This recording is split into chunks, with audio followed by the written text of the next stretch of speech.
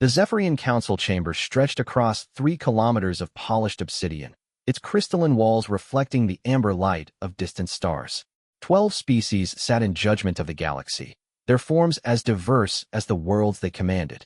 At the head of the circular table, Supreme Arbiter Kethvar of the Zephyrian Empire raised his 4 arms, each gesture commanding absolute silence from beings who ruled over trillions. Today marks the 2000th cycle since the Great Ordering, Kethvar announced, his voice carrying through bioacoustic enhancers that made every word resonate like thunder. 2000 cycles of perfect peace, maintained through our absolute authority. The assembled rulers nodded in agreement. To their left sat the crystalline Hive Queen Zasneth, her translucent body pulsing with bioluminescent patterns that spoke of satisfaction. The insectoid species she represented controlled 14 star systems, their hive mind efficiency making them perfect administrators for the Council's bureaucratic needs. Across from her, General Throck of the Saurian military caste flexed his massive claws against the table's surface, leaving deep grooves in the supposedly indestructible material. His species had evolved from apex predators, and their military prowess had conquered 47 worlds before joining the Council Alliance. Now they served as the galaxy's enforcers, their brutal efficiency keeping lesser species in line. The tribute collections from the Outer Rim sectors show remarkable compliance this cycle, reported economist Prime Vexilon, the pale humanoid's cybernetic implants glowing as he accessed real-time data from across the galaxy. Mineral yields are up 18%, and labor productivity has increased by 23% since we implemented the new quotas. Supreme Arbiter Kethvar's satisfaction was visible in the way his bioluminescent patches along his neck pulsed with golden light. The Zephyrian Empire had spent millennia perfecting the art of control through superior technology and overwhelming force. Their energy weapons could vaporize entire continents, their shield systems could withstand the explosion of stars, and their faster-than-light communication network allowed them to coordinate military responses across the galaxy within minutes. Excellent, Kethvar said, his voice carrying the weight of absolute authority. What of the minor species surveys? Any new worlds requiring our guidance? Commander Yixtala of the Arachnid Collective stepped forward, her 8 legs clicking against the chamber floor in a rhythm that spoke of excitement. Her species specialized in deep space reconnaissance, their natural ability to survive in vacuum making them perfect scouts for unexplored regions. Supreme Arbiter, our long-range scouts have identified several primitive civilizations in the outer spiral arms, she reported, her mandibles clicking with anticipation. Most show early signs of atomic manipulation, making them suitable for integration into our mining operations within 50 cycles. The room buzzed with approval. Primitive species made excellent workers once properly conditioned. They lacked the technology to resist, and their shorter lifespans meant they rarely lived long enough to organize meaningful rebellions. The Council had perfected this system over 2 millennia, turning the galaxy into a vast machine that fed resources and labor to the 12 ruling species. Any species showing signs of advanced development? Asked War Chieftain Bralex of the Ursoid Confederation, his massive bear-like form leaning forward with interest. His people loved a good fight, and primitive species rarely provided adequate challenge for their warriors. Commander Yixtala consulted her bio-integrated data systems, her compound eyes processing information at superhuman speeds. Only one shows concerning technological advancement, Supreme Arbiter, a species calling themselves humans, located in a system they designation Sol. They have achieved basic space flight and have established small colonies on nearby worlds. General Throck's laugh rumbled through the chamber like an earthquake. Space flight? How primitive. I assume they still use chemical propulsion. Primarily, yes, Yixtala confirmed. Though our scouts detected some experimentation with ion drives and nuclear pulse systems. Quite crude by our standards. Supreme Arbiter Kethvar waved one of his hands dismissively. Standard integration protocol then. Send a diplomatic envoy with the usual demands. Surrender of all military assets, acceptance of council authority, and immediate transition to tributary status. If they refuse, implement standard pacification procedures. The standard pacification procedures had been refined over centuries of conquest. First, targeted electromagnetic pulses would disable all electronic systems across the species' worlds. Then, precision orbital bombardments would eliminate military installations and government centers. Finally, ground forces would occupy population centers and implement the conditioning protocols that would turn the conquered species into compliant workers. It was a system that had never failed. Not once in 2,000 cycles had a primitive species successfully resisted the Council's authority.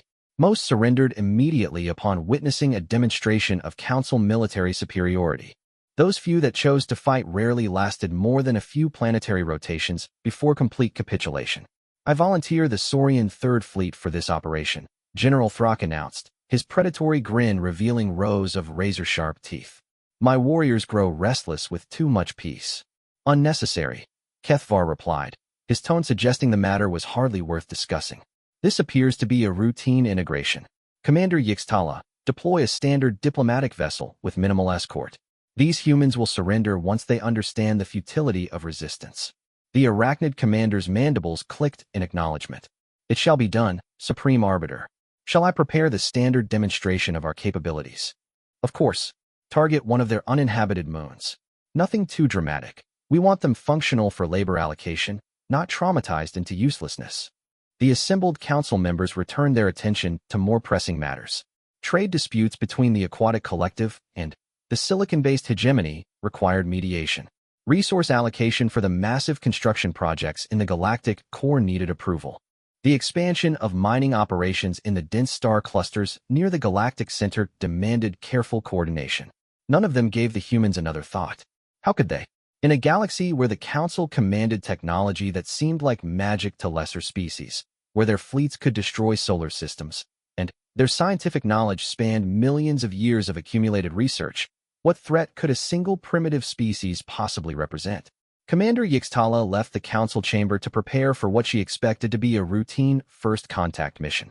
The diplomatic vessel Inevitable Destiny would carry the standard Council delegation, a translator matrix capable of decoding any language, holographic displays showing the extent of Council power, and enough firepower to vaporize the humans' largest cities if they proved unreasonably stubborn. 3 days later, the Inevitable Destiny dropped out of faster-than-light travel at the edge of the Sol system. Commander Yixtala stood on the bridge, her 8 eyes taking in the primitive solar system displayed on the tactical screens. A small yellow star, several rocky inner planets, some gas giants farther out, and scattered asteroid belts filled with primitive mining operations. Detecting multiple artificial constructs throughout the system, reported her sensor officer, a young arachnid whose excitement was evident in the rapid clicking of her secondary limbs. Several space stations, numerous small vessels, and what appears to be a partially constructed facility near the 4th planet. Commander Yixtala nodded approvingly. The humans were more industrious than most primitive species. That would make them more valuable as laborers. Her databases showed examples of species that had gone from primitive spaceflight to significant industrial capacity in just a few generations under Council guidance. Open a communication channel to the 3rd planet. Their primary population center appears to be there, she ordered. Begin with standard diplomatic protocol 7. The protocol was simple and effective. First, demonstrate technological superiority by appearing without warning in their system. Second, demand immediate communication with their highest authority figures. Third, present the terms of integration in language clear enough for primitive minds to understand. Fourth, provide exactly 1 planetary rotation for them to consider their response. The humans' response was faster than expected. Within minutes of the Inevitable Destiny's arrival, communication requests flooded their receivers from dozens of locations throughout the system. The translator matrix worked quickly, decoding the humans' primary language, something they called English, and identifying the most authoritative transmission source. "This is Admiral Sarah Chun of the United Earth Defense Force," came the translated voice through the ship's communication system. "You have entered Earth's sovereign territory without permission. State your intentions immediately." Commander Yixtala's mandibles clicked with amusement. Sovereign territory? The concept was quaint coming from a species that barely controlled their own star system. She activated the standard holographic projections that would show this Admiral Chin the true scope of Council power. "I am Commander Yixtala of the Galactic Council's Integration Fleet," she replied, her words automatically translated and transmitted. "You will observe the following demonstration of our capabilities, and then we will discuss your species' immediate surrender and integration into the Council's administrative structure." The demonstration was simple but effective. The Inevitable Destiny's main weapons array targeted the humans' closest moon, charging the particle beam cannons that could crack the crust of small planets. The targeting systems locked onto an empty crater on the lunar surface, calculating the precise energy output needed to create an impressive but not devastating display. But, as the weapons charged, something unexpected happened. The humans' responses didn't follow any pattern in the Council's extensive databases of first contact scenarios. Instead of panic, fear, or immediate attempts at negotiation, Admiral Chen's voice carried what the translator matrix identified as cold determination. Unknown vessel, you are now designated as hostile. You have 30 seconds to power down your weapons and prepare to be boarded, or we will consider you an active threat to Earth security. Commander Yixtala's eyes widened in disbelief. A primitive species was threatening them? The translator matrix must have malfunctioned. No species that had barely achieved basic space flight would dare challenge a vessel carrying enough firepower to sterilize their homeworld. Admiral Chen, she replied, deciding to be patient with what was obviously a translation error. I believe you misunderstand the situation. Observe. The particle beam lanced out from the inevitable destiny, traveling at 97% of light speed toward the lunar surface. The beam carried enough energy to vaporize several cubic kilometers of rock, creating a crater visible from Earth's surface, a gentle reminder of what the Council could do to planetary surfaces when cooperation was not forthcoming. The beam struck the moon's surface exactly as calculated. For a brief moment, lunar regolith vaporized in a brilliant flash that lit up the space around Earth's natural satellite. The crater formed precisely according to the targeting computer's predictions, creating a perfectly circular depression 3 kilometers across and half a kilometer deep. But then, something happened that had never occurred in 2,000 cycles of Council integration operations. As the energy dissipated and the vaporized rock began to cool, Admiral Chen's voice returned to their communication system. The tone had not changed. If anything, the cold determination had intensified. Thank you for clarifying your intentions, Admiral Chen said. You have just committed an act of war against humanity. Respond accordingly. Commander Yixtala stood frozen on her bridge, her 8 legs trembling with a mixture of confusion and the first stirrings of something she had never experienced in her century of service to the Council. The humans weren't responding according to any known pattern. They should have been terrified, should have been desperately trying to negotiate, should have been begging for mercy. Instead, her sensor officer's voice interrupted her thoughts with a report that made no sense according to everything the Council knew about primitive spacefaring species. Commander, detecting massive energy signatures throughout the human system. Multiple vessels approaching from various vectors. Their power outputs are. Commander, their power outputs are reading at impossible levels. Commander Yixtala's mandibles clicked frantically as she tried to process this information. Primitive species didn't have multiple vessels. They barely had space flight. They certainly didn't have anything that could generate power signatures large enough to register on Council sensors from across a star system. Impossible. Run a full diagnostic on all sensor systems immediately. Diagnostics complete, Commander. All systems functioning normally. I'm also detecting what appears to be some kind of massive artificial construct hidden behind the system's largest gas giant. Commander, it's larger than anything in our databases. The bridge of the inevitable destiny fell silent except for the quiet humming of life support systems and the soft clicking of Commander Yixtala's claws against the deck plating. For the first time in her career, she found herself in a situation that wasn't covered by standard Council protocols. She activated the emergency communication array, sending a faster-than-light message directly to the Council chamber on Zephyria Prime. The message was brief and to the point. Integration of human species encountering unexpected complications. Request immediate consultation with Supreme Arbiter Kethvar. As she waited for the response that would take several minutes to arrive, even at faster-than-light speeds, Commander Yixtala watched her tactical displays with growing unease. The human vessels were approaching from multiple directions, their energy signatures growing stronger with each passing moment.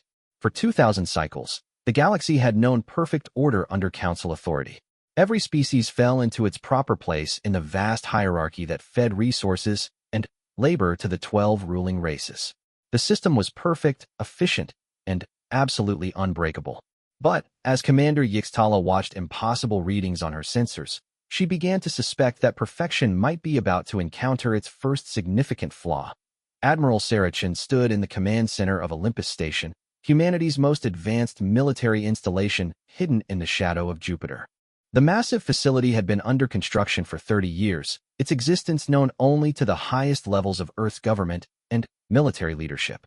Through the reinforced, transparent aluminum viewports, she could see the approaching fleet that represented humanity's greatest secret.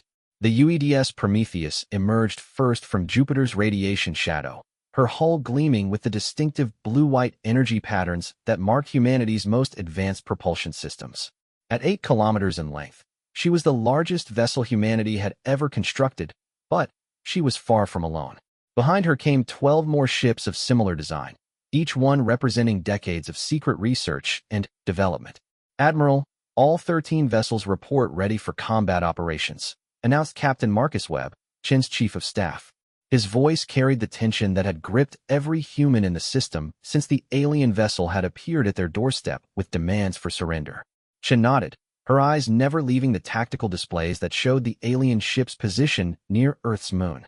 The creature calling itself Commander Yixtala had made a critical error in assuming humanity was a typical primitive species. That assumption was about to prove costly. "Signal all ships to begin Phase 1 of Operation Prometheus," Chin ordered. "And give me a direct line to President Harrison."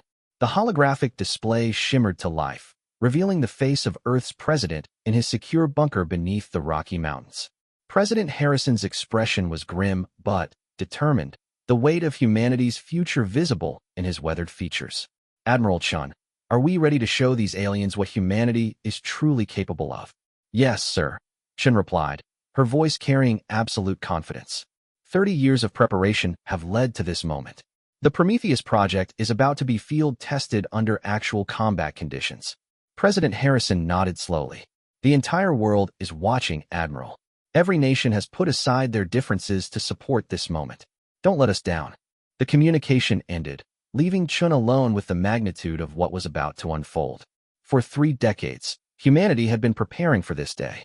Not because they had expected alien contact, but because brilliant minds had recognized that the universe was too vast for Earth to remain alone forever.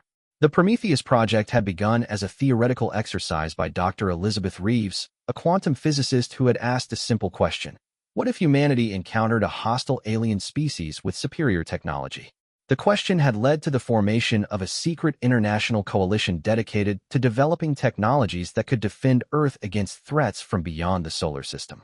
The breakthrough had come 12 years ago when Dr. Reeves' team successfully created the first stable quantum vacuum energy reactor. The technology promised unlimited clean energy, but its military applications had been immediately classified at the highest levels. Within months, the reactor designs were scaled up and integrated into ship designs that pushed the boundaries of engineering possibility. "Admiral, the Prometheus is requesting permission to begin charging her primary systems," Captain Webb reported. All other vessels report similar readiness. Chin studied the tactical display, where the alien ship remained in position near Earth's moon. The creature had demonstrated its weapons by destroying part of the lunar surface, clearly expecting humanity to respond with terror and immediate surrender. It was about to learn that humans had a very different response to threats. Permission granted. All vessels are authorized to begin primary system activation. Throughout the solar system, 13 of humanity's most advanced warships began powering up systems that represented the pinnacle of human technological achievement. The quantum vacuum reactors that powered each vessel generated more energy than most primitive civilizations used in a year. That energy fed into weapons systems, shields, and propulsion technologies that had been designed by the greatest minds humanity had ever produced. The UEDS Prometheus led the fleet toward the alien vessel with a grace that belied her massive size. Her quantum vacuum drives bent space-time around the ship, allowing her to accelerate at rates that would have been impossible with conventional propulsion. Behind her, 12 sister ships moved in perfect formation, their synchronized approach coordinated by quantum-encrypted communication systems. On the bridge of the Prometheus, Captain Diana Torres watched the alien vessel grow larger on her tactical displays. At 50 years old, she was one of humanity's most experienced space commanders, having spent her entire career preparing for this moment. "Captain, alien vessel is transmitting on multiple frequencies," reported Lieutenant Commander Singh from the communications station. "The translator algorithms are working on their language, but the initial analysis suggests they're demanding we halt our approach." Captain Torres smiled grimly. Signal back that we're coming to discuss their terms of surrender. The response from the alien ship was immediate and predictable. Their weapon systems powered up, energy readings spiking to levels that would have been impressive if humanity hadn't spent 3 decades preparing for exactly this scenario. Captain, the alien ship is charging what appears to be particle beam weapons, reported the tactical officer. Energy output suggests planet-killing capability. Understood. Activate defensive systems and continue approach. Let's show them what human shields can do. The Prometheus's defensive systems came online with a subtle humming that resonated through the ship's hull. Quantum field generators created layers of protective energy that could deflect or absorb incoming attacks. The technology was based on principles that most species in the galaxy hadn't even discovered, much less weaponized. Commander Yixtala fired first, unleashing a particle beam that carried enough energy to vaporize a small moon. The beam struck the Prometheus's shields and simply ceased to exist, the quantum fields absorbing and redirecting the energy into the ship's power systems. Alien weapon had no effect on our shields, reported the tactical officer with barely contained excitement. Energy absorption was within expected parameters. Captain Torres activated the ship-wide communication system. This is Captain Torres to all hands. Humanity is about to announce its presence to the galaxy. Make us proud. The Prometheus returned fire with weapons that had never been tested outside of computer simulations. The quantum disruption cannons sent coherent beams of altered spacetime toward the alien vessel, each shot carrying enough energy to destabilize the molecular bonds of any known material. The alien ship's shields flared and failed instantly. The secondary impact against their hull caused massive structural damage, sending the vessel spinning helplessly as its systems overloaded from energy feedback. Direct hit, reported the tactical officer. Alien vessel appears to have lost propulsion and primary power. They're transmitting what our computers identify as distress signals. Throughout the solar system, similar scenes played out as humanity's fleet engaged the Council's forces with devastating effectiveness. The aliens had brought technology refined over millennia of conquest, but they had never encountered quantum vacuum energy or the weapons systems it made possible. Back on Jupiter's largest moon, Dr. Elizabeth Reeves watched the battle through long-range telescopes with a mixture of pride and apprehension. The woman whose theoretical work had made the Prometheus project possible understood better than anyone what this moment meant for humanity's future. Doctor, preliminary damage assessment suggests the alien vessel is completely disabled, reported her research assistant. No signs of additional alien ships in the system. Dr. Reeves nodded thoughtfully. Then, it's time for Phase 2. Signal Admiral Chun that we're ready to begin interrogation protocols. The interrogation protocols had been developed by a joint team of linguists, psychologists, and xenobiologists working under the assumption that first contact might not be peaceful. Within hours of the alien ship's capture, human boarding parties had secured the vessel and begun the process of learning everything possible about their new enemies. Commander Yixtala found herself in a containment facility that shouldn't have existed. The primitive humans had not only defeated her ship, but had demonstrated technology that surpassed anything in the Council's databases. As she watched human technicians examine her vessel's systems with obvious understanding, she began to comprehend the magnitude of the Council's error. The human who entered her containment cell was smaller than she had expected, but there was an intelligence in his eyes that reminded her uncomfortably of the Council's most brilliant scientists. Dr. James Patterson was humanity's leading xenopsychologist, and he had spent years preparing for this conversation. Commander Yixtala, Dr. Patterson began, his words translated into her language by devices that demonstrated an understanding of linguistic theory that impressed even her. We have some questions about your government and the species you represent. The interrogation that followed revealed the true scope of what humanity faced. The Galactic Council controlled hundreds of star systems and commanded technology that could destroy entire worlds. They had ruled the galaxy for 2,000 years, reducing every species they encountered to slavery or client status. But, as Dr. Patterson listened to Commander Yixtala's descriptions of Council technology, he realized that humanity might have stumbled upon something the galaxy's rulers had never encountered. The quantum vacuum energy that powered human technology was based on fundamental physics that the Council's scientists apparently didn't understand. Doctor, Commander Yixtala said during one of their sessions, her mechanical translator making her confusion clear, your species should not possess this technology. Our databases contain no record of any civilization developing quantum vacuum manipulation without first mastering gravity control, dimensional folding, and temporal mechanics. You have achieved something that should be impossible. Dr. Patterson smiled slightly. Humans have a talent for doing the impossible, Commander. We're very good at finding new ways to solve old problems. The truth was more complex than he let on.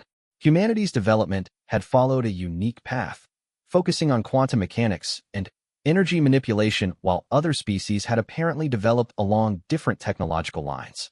The result was a civilization that could do things the galaxy's rulers had never imagined possible. As reports from the interrogation reached Admiral Chun, she began to understand the true scope of the challenge humanity faced. The Council commanded vast fleets and had conquered hundreds of species. But they had one critical weakness. They had never encountered a species that could match or exceed their technological capabilities. Admiral, we're receiving a faster-than-light communication from outside the solar system, Captain Webb reported.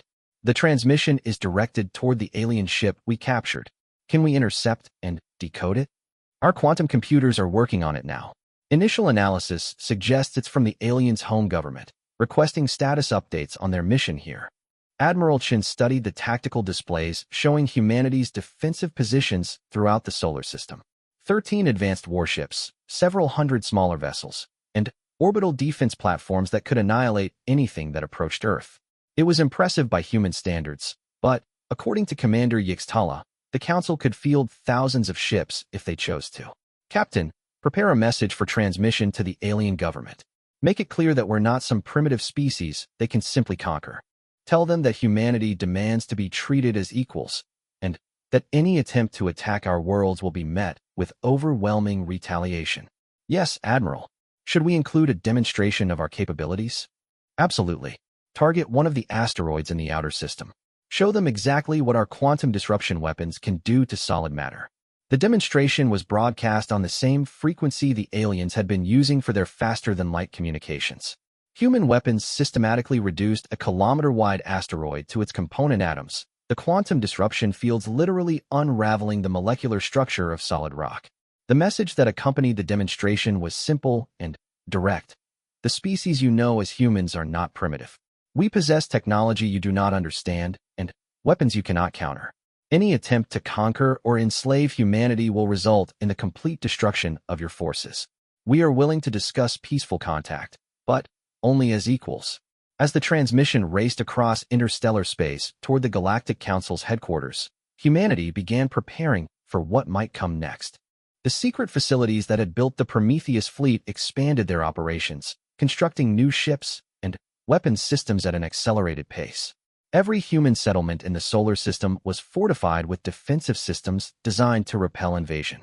Dr. Rees worked around the clock to analyze the captured alien technology, searching for weaknesses that could be exploited if peaceful contact proved impossible.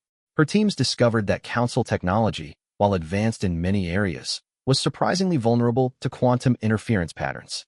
Admiral, she reported during one of their daily briefings, we can duplicate their faster-than-light communication systems and improve upon them. More importantly, we can disrupt their technology using focused quantum field generators.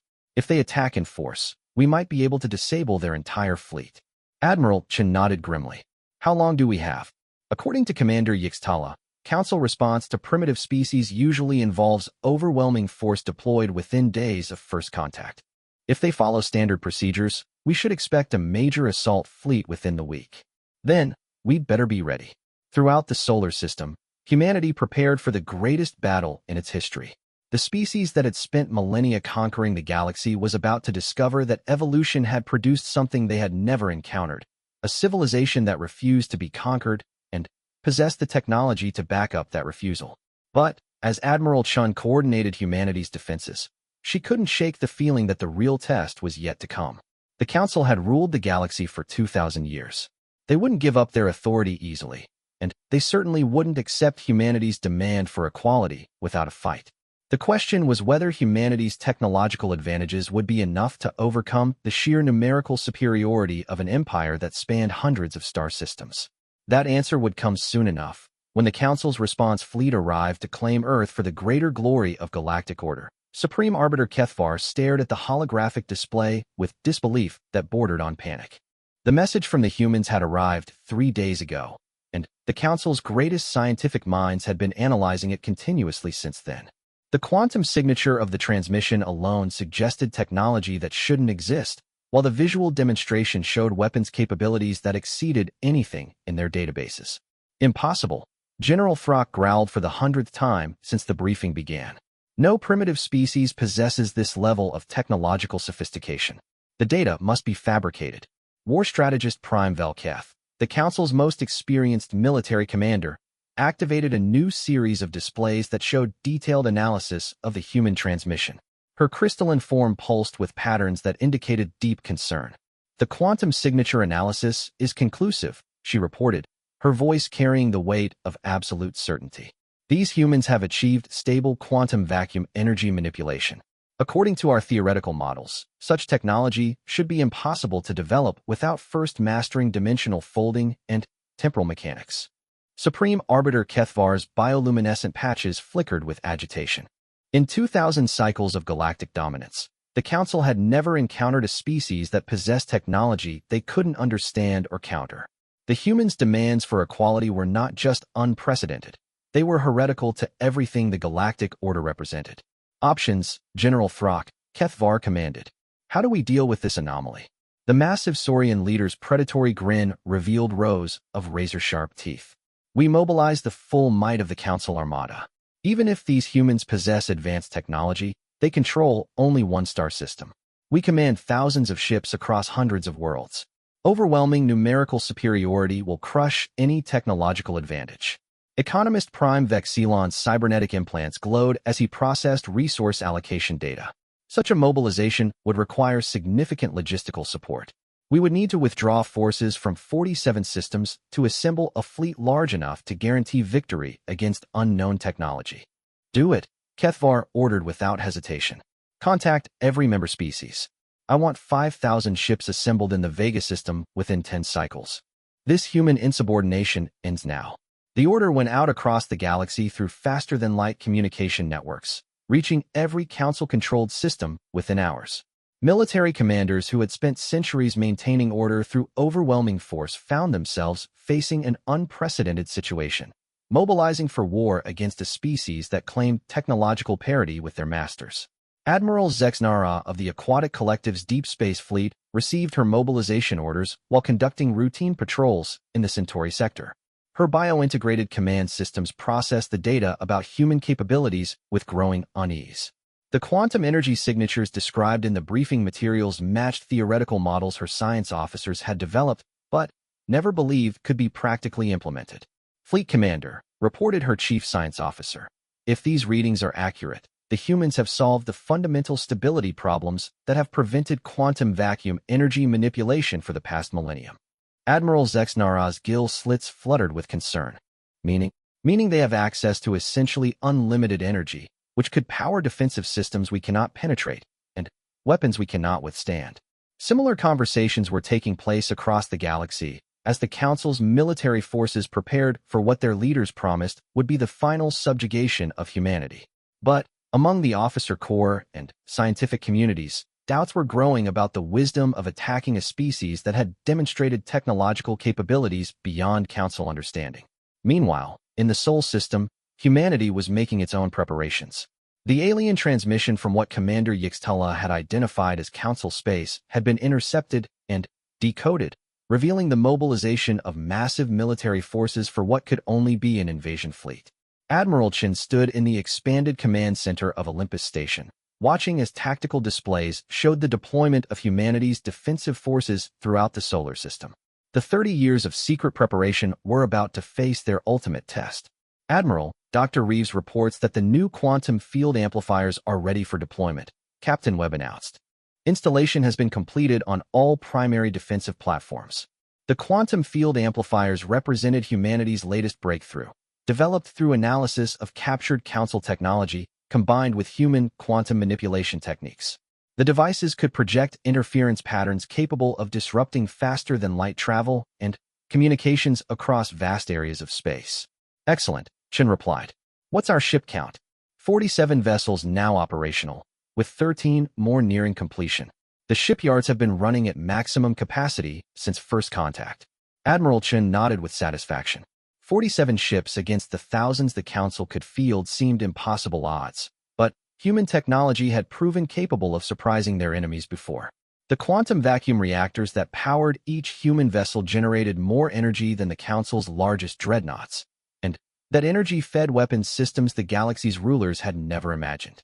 Signal all vessels to begin final preparations. According to our analysis of Council movement patterns, their assault fleet should arrive within the next 48 hours. Throughout the solar system, humanity's defenders took their positions. The UEDS Prometheus led the primary battle group, her hull gleaming with the energy patterns that marked active quantum systems. Around her, 46 sister ships moved into formation, each one representing the pinnacle of human engineering and scientific achievement. But humanity's true surprise waited hidden throughout the asteroid belt, disguised as ordinary mining installations and communication relays. Hundreds of automated defense platforms equipped with quantum disruption weapons and field generators had been secretly deployed over the past months, creating a defensive network that could strike at attacking forces from multiple directions. Dr. Elizabeth Reeves worked frantically in her laboratory, making final adjustments to the weapon systems she had spent decades developing. The quantum disruption cannons that had proven so effective against the initial alien scout were impressive, but the new systems she had created specifically for this battle promised to be devastating. Doctor, final calibration is complete on the stellar amplifier, her assistant reported. The system is ready for activation on your command. Dr. Reeves nodded grimly. The stellar amplifier was humanity's ultimate weapon, a device that could harness the quantum vacuum energy of interstellar space itself. If the Council fleet proved too large for conventional defenses, the amplifier could create quantum disruption fields spanning entire solar systems. Let's hope we don't need it, she murmured, but her preparations suggested she expected otherwise. The Council assault fleet dropped out of faster-than-light travel at the edge of the Sol system with the precision that marked 2 millennia of military experience. 5,000 vessels arranged in perfect formation, their combined firepower capable of sterilizing entire worlds. At their head, Supreme Fleet Commander Calithmore of the Unified Council Armada prepared to deliver the galaxy's judgment upon the insubordinate humans. Commander Calithmore was a veteran of 100 subjugation campaigns, his crystalline exoskeleton scarred by battles across dozens of star systems.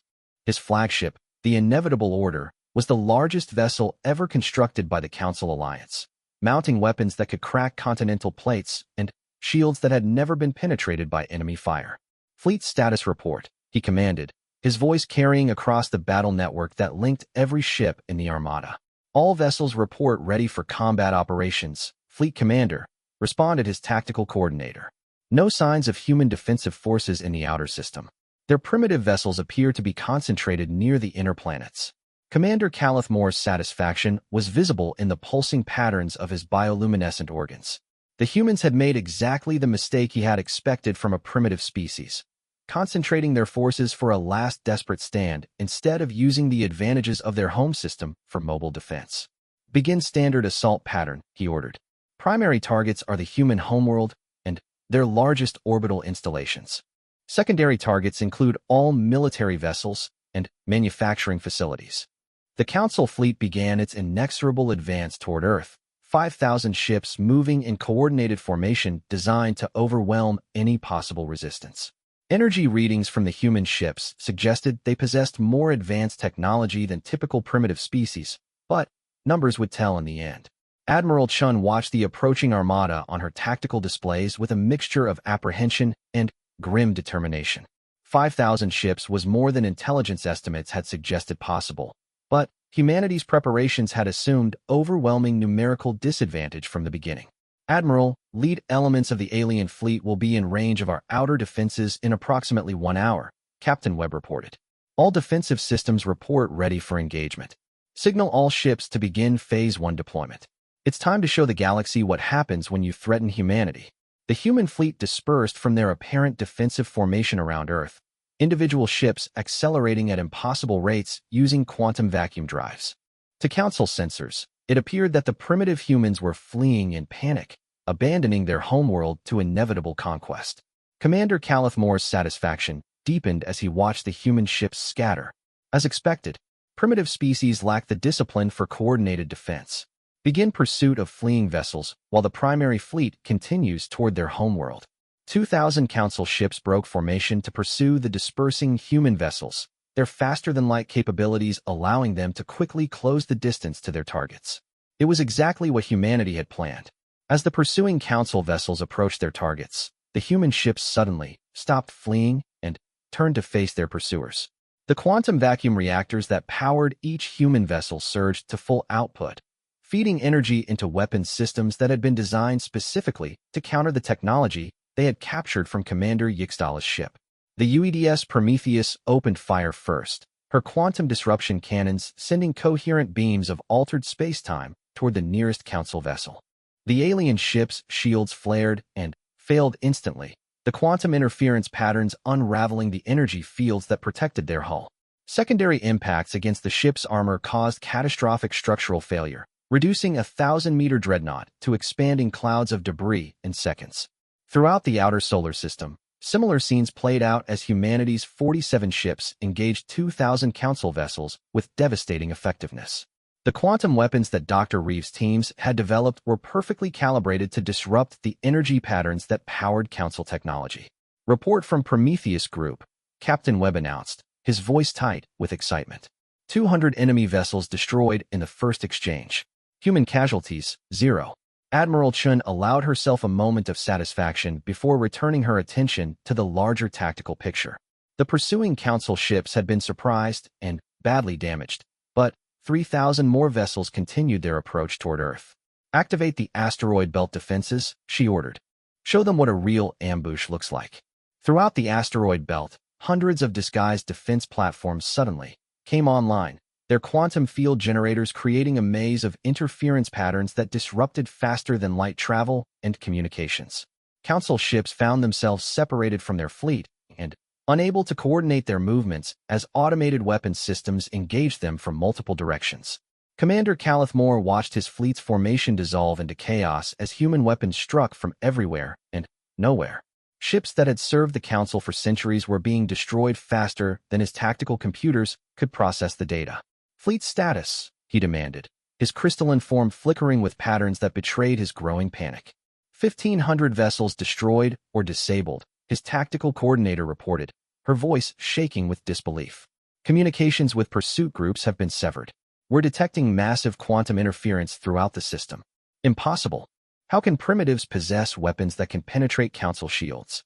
The answer came from an unexpected source as Admiral Sarah Chen's voice suddenly echoed through the inevitable orders bridge, transmitted through quantum communication systems that bypassed all Council defensive measures. Commander Calithmore, Admiral Chen began, her translated words carrying absolute authority. You are outmatched and outgunned. Your technology is obsolete, your tactics are predictable, and your assumptions about humanity were fatally flawed. I'm offering you one chance to surrender your remaining forces and begin negotiations for a peaceful resolution to this conflict. Commander Calithmore's rage manifested in bioluminescent patterns that painted his bridge in violent crimson. You dare demand our surrender? The Council has ruled this galaxy for 2,000 cycles. We will not be dictated to by primitives. Then, you will be destroyed by humans, Admiral Chun replied calmly. You have 60 seconds to decide. The minute that followed was the longest in Commander Calithmore's military career. Around him, his bridge crew waited for orders while tactical displays showed the continuing destruction of Council forces throughout the human system. The primitive species they had come to conquer had somehow achieved technological superiority that made their greatest weapons useless. Fleet Commander, his science officer reported with obvious reluctance. Quantum analysis of human weapons suggests they have achieved stable manipulation of vacuum energy states. Our theoretical models indicate such technology could power defensive systems that our weapons cannot penetrate, and offensive capabilities that could destroy our largest vessels with single shots. Commander Calithmore stared at the tactical displays showing the wreckage of what had been the galaxy's most powerful military force. The implications of what his science officer had just confirmed were staggering. The humans hadn't just achieved technological parity with the Council, they had surpassed them in fundamental ways. Open a channel to the human admiral, he ordered, his voice carrying the weight of defeat. Admiral Chen's image appeared on the main display, her expression showing no satisfaction at victory, only grim determination to end the conflict before more lives were lost. Admiral Chun, Commander Calithmore began, the words coming with difficulty. The Council fleet surrenders. We request terms for the cessation of hostilities. The surrender was broadcast throughout both fleets, bringing an immediate end to the battle that had lasted less than 3 hours. Of the 5,000 ships that had entered the Sol system, fewer than 2,000 remained operational. Human casualties numbered in the dozens, while Council losses exceeded 50,000 military personnel. But the true impact of the battle reached far beyond the immediate military consequences. For the first time in 2,000 cycles, the Galactic Council's absolute authority had been challenged and defeated. The news spread through faster-than-light communication networks at the speed of quantum transmission, reaching every Council-controlled system within days. On worlds where subjected species had labored under Council authority for millennia, the news of humanity's victory sparked something that had been dormant for generations: hope. If one species could successfully resist the Council's might, perhaps others could follow. Admiral Chin stood in the conference room aboard Olympus Station, facing the holographic representations of the Council's leadership as they struggled to comprehend the new reality. Supreme Arbiter Kethvar's bioluminescent patterns showed confusion and fear, emotions he had never experienced in his centuries of absolute power. The terms are simple, Admiral Chin announced, her voice carrying across interstellar space to the Council chamber on Zephyria Prime. The Galactic Council will immediately cease all military operations against human territory. All subjected species will be offered the opportunity to withdraw from Council authority without penalty. Any attempt to retaliate against species that choose independence will be considered an act of war against humanity. Impossible, Kethvar replied, though his voice lacked its previous authority. The Galactic Order cannot function without proper hierarchy. Chaos will consume everything. Then, perhaps it's time for a new order, Admiral Chen said simply.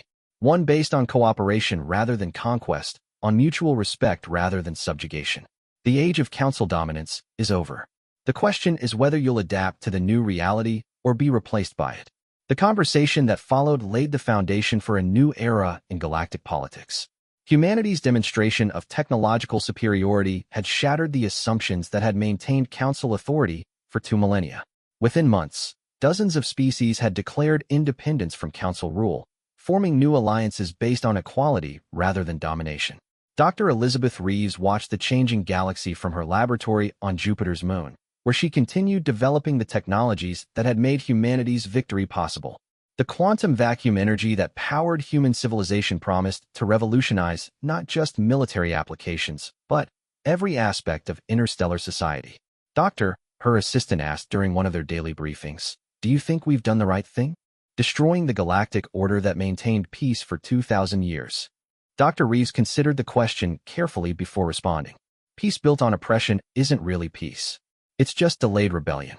We've given the galaxy the chance to build something better. True peace based on mutual respect and cooperation. The Council chamber on Zephyria Prime had once been the center of galactic power, where 12 species decided the fate of hundreds of others. Now it served as a forum for negotiations between equals, as former subject races claimed their right to self-determination. Supreme Arbiter Kethvar, no longer supreme and barely an arbiter, watched the transformation with a mixture of resentment and grudging respect. The humans had accomplished something he had believed impossible. They had changed the fundamental structure of galactic civilization through superior technology and unwavering determination. Perhaps, he admitted to his aide during a private moment, we had grown too comfortable in our dominance. The humans have reminded us that evolution never stops, and that today's masters can become tomorrow's history. Across the galaxy, the species that had once served the Council as slaves and tributaries began building new societies based on principles humanity had introduced: equality, cooperation, and mutual respect. It wasn't always easy, and conflicts arose as former subjects and masters struggled to find new relationships. But, gradually, a new galactic order emerged, one where technological achievement was shared rather than hoarded, where different species contributed their unique abilities to common goals, and where the concept of subjugating entire civilizations became as obsolete as primitive chemical rockets. Admiral Sarah Chun remained at her post, overseeing humanity's integration into the new galactic community. The species that had once demanded Earth's surrender now sought human technology and expertise in building the cooperative civilization that was slowly replacing the old imperial system. Admiral, Captain Webb reported during one of their routine briefings, the Zephyrian delegation is requesting another consultation on quantum vacuum reactor design. They're offering to share their gravitational manipulation technologies in exchange. Chen nodded approvingly. Approved. That's exactly the kind of cooperation that will build a better galaxy. As she looked out at the stars from Olympus Station, Admiral Chen reflected on how far humanity had come from the day an alien ship had appeared in their system demanding surrender. The galaxy had thought they held ultimate power, but they had discovered that true power came from innovation, determination, and the refusal to accept that any challenge was insurmountable. The age of human civilization in the stars had just begun, and the universe would never be the same.